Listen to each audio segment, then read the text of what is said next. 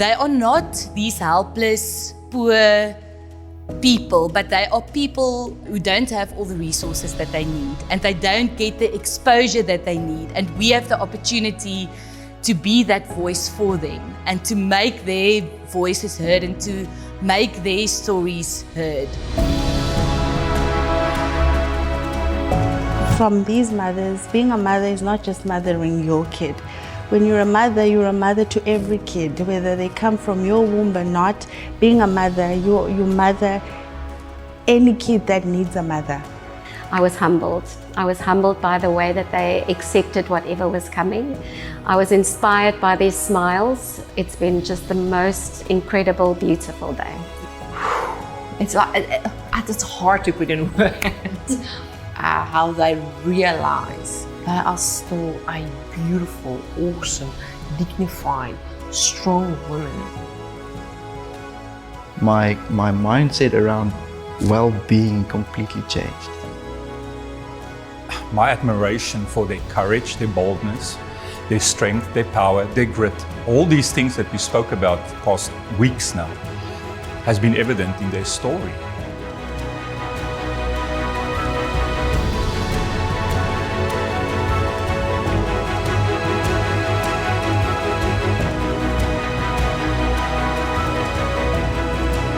Normal women, nothing amazing about them, standing in tattered clothes, in the sun burning down, able to say, but this is my mansion of love, caring for 10 children. I think that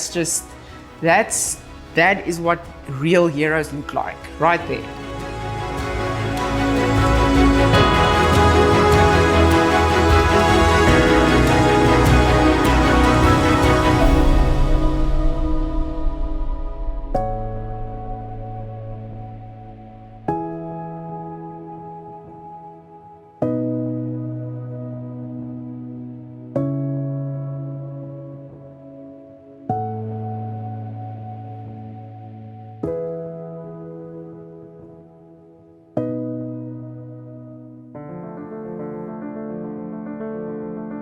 When I see one child doesn't have a pair of shoes, I will do everything on my cards to that child must have the pair of shoes. Because I don't want that one, he feel that I don't have nothing. The strength I have, I must share with the others.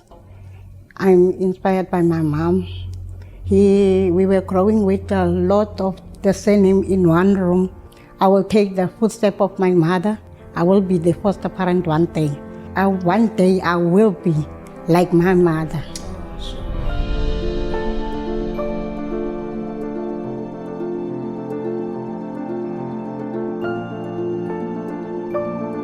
To me, I was like in another land. I feel like a very special person to God.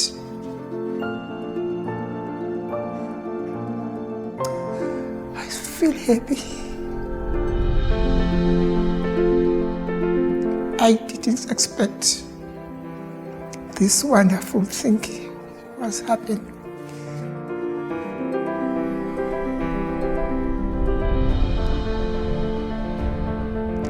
Why did you choose to become a foster parent? I don't think I'm choosing on my own. It's God choosing me to be foster parents.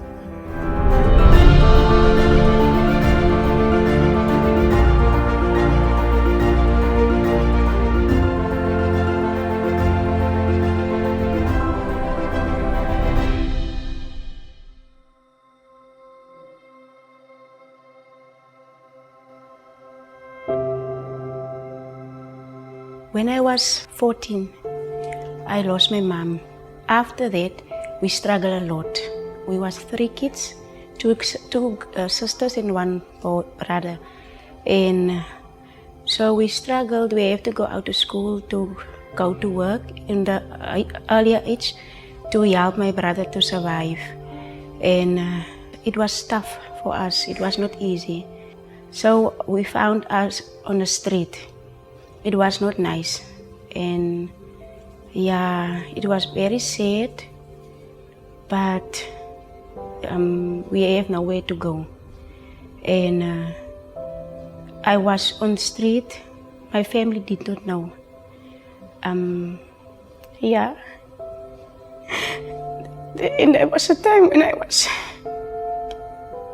raped, and they did not know. But I said to myself, the street is not for me. You have to stand strong on the street to survive and to come up for yourself. After I was getting a job, I pick up myself, get me together, and then during the years passing by, I was getting married to a lovely husband. I found that my small sister and brother is on the same page, like where I was on the street. They want to put the kids in the foster care, so no one is taking the kids. So my husband knows where I'm coming from. So he talked to me and he said to the social worker, we are gonna take the kids. Because as where I coming from, he don't want the kids to go that way. So she was 4 months when we was taking her in foster care. Tell me about today, like you had these butterflies. Did you get any butterflies getting your makeup done and with the photo shoot? I was getting butterflies of excitement because when I was at that a few years back where I was, that was always my dream. If I look at the saris, then I said, I said always to myself, I want to be like this woman. I want to be a strong woman. I want to be a woman who can encourage other women. And I want to be beautiful, who want to bring the beautiful out of me. So you don't have to stay there in your circumstances to feel I'm feeling ugly or I'm feeling bad. And that is me. No, it's not true. You can pick up yourself and you can show the world that where I was there, but now I'm a better person through Christ.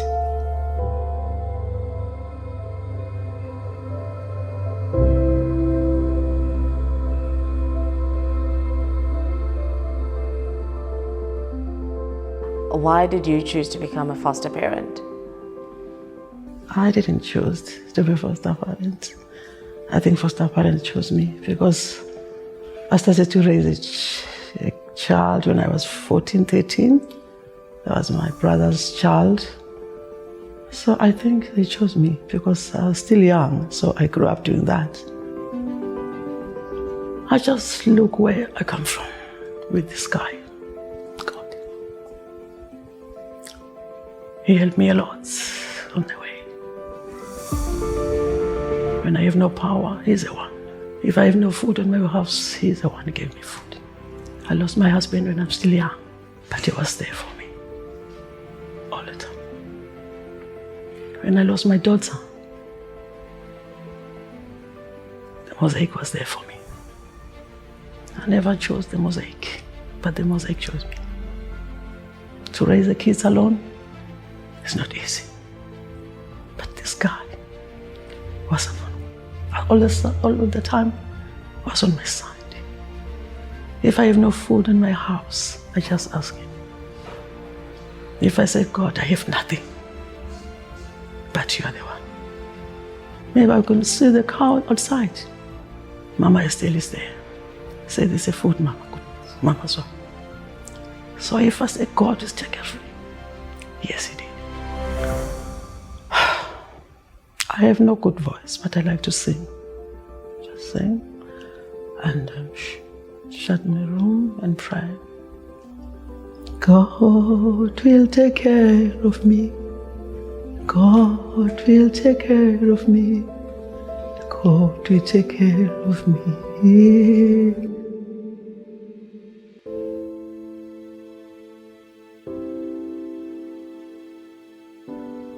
I'm over the moon. I was a princess. Like, I don't want to say a princess, a queen. It was like, I'm a queen. Wow. It was like everything was great. Amazing.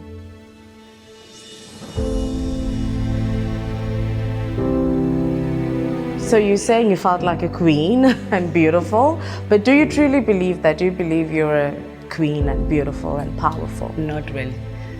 Why not? I don't know.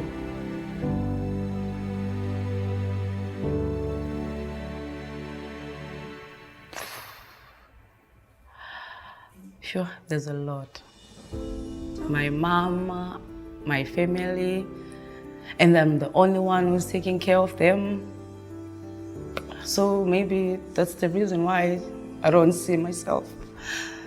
Because most of the time I focus on my family, because I love my family a lot. So I don't have the time to look at myself and tell myself, you are beautiful, but I'm trying. Like seeing their mom is sick, and after Mama Wabo passed away, they stay with my mom. So my mom didn't accept the death of their mom. So my mom suffering from depression. So they were suffering, all of them. No one was like there to take off each other. So they were suffering. Every time I just want them to be happy. That's all I want. To get a better education, because I dropped out of my education because I just want to take care of them. Because I was doing my last semester, but I decided to just go to find some work and take care of them.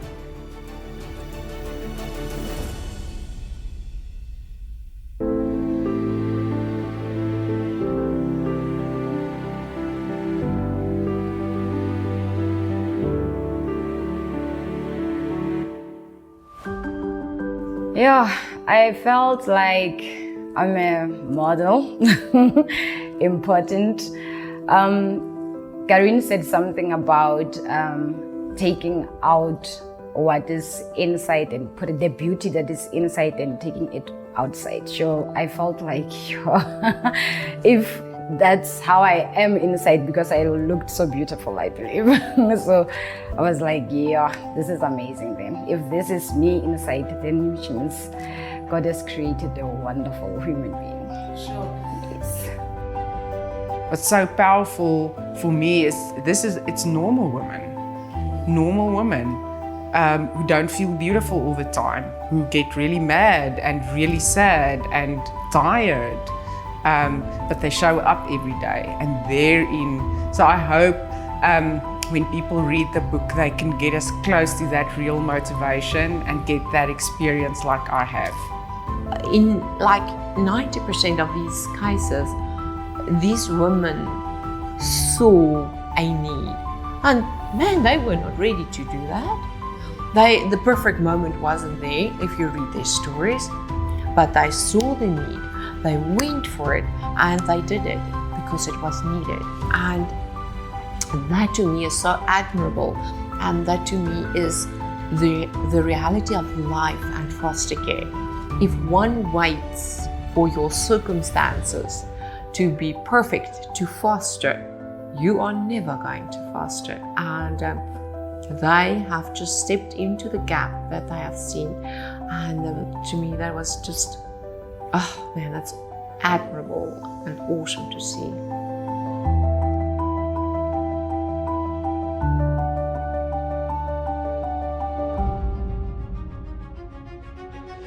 Just look at these moms, just hear how they speak, just see how they live, and how can we not show up for them? How can we not move forward? How can we not fight for them? They are not these helpless, poor people, but they are people who don't have all the resources that they need, and they don't get the exposure that they need. And we have the opportunity to be that voice for them and to make their voices heard and to make their stories heard. It's a no-brainer to show up for them every day. There's such a special place for these moms in heaven. I think there's going to be this area of heaven that is going to be a next level of royalty for these moms, because they are doing something that's so close to God's heart, taking care of orphans. And I just think that call of God for me and the rest of the Mosaic team is so strong to just lift up their hands and to be their voice and to cheer them on their journey. God comes in with a supernatural amount of strength when we show up for them, because He wants to show up for them.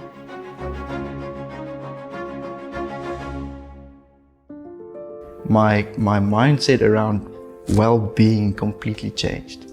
Well-being is what I thought was having a successful life, having a great job, and therefore I'll be happy.